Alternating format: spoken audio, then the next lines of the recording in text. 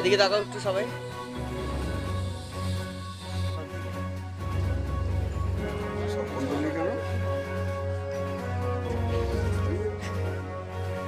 খুব ভালো লাগছে।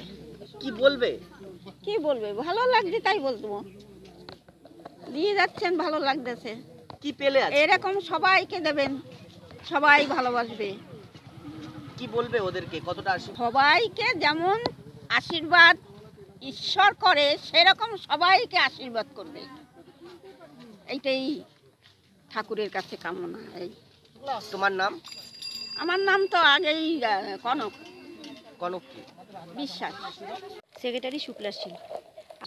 শরৎপল্লীতে এসেছি, এখানে আমরা সার্ভে করে গেছিলাম। কিছু মানুষ আছে ভীষণ দুস্থ, তারা খেতেও পারে না, তাদের জামা কাপড়ের খুব অবস্থা খুব খারাপ। সেইগুলো দেখে আমরা ঠিক করলাম যে শীতকাল যেহেতু এসে গেছে, সুতরাং শীতকালীন উপহার হিসেবে বা আগামী বছর আসছে সেই হিসেবে আমরা তাদেরকে গায়ে দেওয়ার চাদর দিয়ে যাচ্ছি। 40টা ফ্যামিলিকে আমরা আগে থেকেই ঠিক করে রেখেছিলাম, দেখে গেছি এবং তাদের হাতেই তুলে দেবো আজকে।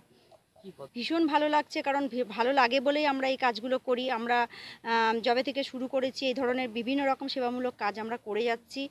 আমরা সুন্দরবনে গিয়েও আমফানের সময় তাদের পাশে দাঁড়িয়েছি, আমাদের লোকালিটিতে যারা আমফানে ক্ষতিগ্রস্ত হয়েছিল তাদের পাশেও দাঁড়িয়েছি এবং বিভিন্ন রকমভাবে আমরা গরিবদের পাশে আছি, যাদের খুব প্রয়োজন। ঠিক আমরা সেই পরিবারগুলোকেই খুঁজে খুঁজে বার করি এবং তাদের হাতেই তুলে দিই। আর এই কাজটা করতে আমাদের ভীষণ আনন্দ লাগে যে না, সবাই অনেক কিছু কাজই করে, আমরা সাধারণ মানুষ। আমরা ভাবলাম যে আমাদের ক্ষুদ্র সমর্থনের মধ্যে যেটুকুনি মানুষকে করতে পারি, আর দেখলাম যে এদের পাশে দাঁড়ালে পারে এরা ভীষণ খুশি হয়। সেই জন্যই আমরা আরও বেশি আকৃষ্ট হয়েছি। প্রথম দিকে ভেবেছিলাম যে দেখা যাক কীভাবে কি করা যায় না যায়, কিন্তু যত দিন যাচ্ছে তত যেন এই সেবামূলকটা আমাদের নেশার মতো হয়ে যাচ্ছে। আমরা আরও করতে চাইছি, আমরা আরও এগিয়ে যেতে চাই, আরও অনেক কিছুই করতে চাই এদের জন্য। সংসারের কাজ মন থেকে চাইলে পারে সব কিছুই সহজ।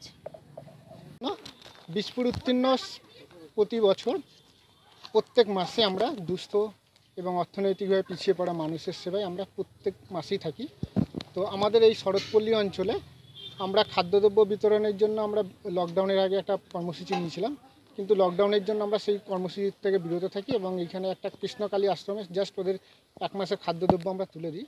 তারপরে আমাদের সেই কর্মসূচিটা খাদ্যদ্রব্যটা সরিয়ে দিয়ে আমরা এইখানে কিছু আমাদের সেবামূলক কাজ নিয়ে এলাম, যেটা আমরা নতুন বছরের অগ্রিম আমরা উপহার হিসেবে এই অঞ্চলে টোটাল 40টা পরিবারকে আমরা কিছু উত্তরীয় চাদর আমরা তাদেরকে প্রদান করলাম এবং সেটা আমাদের বীজপুর উত্তীর্ণের পক্ষ থেকে এটা উপহার বলতে পারেন নতুন বছরের প্রারম্ভে এবং 2020 সালের শেষ দিকে।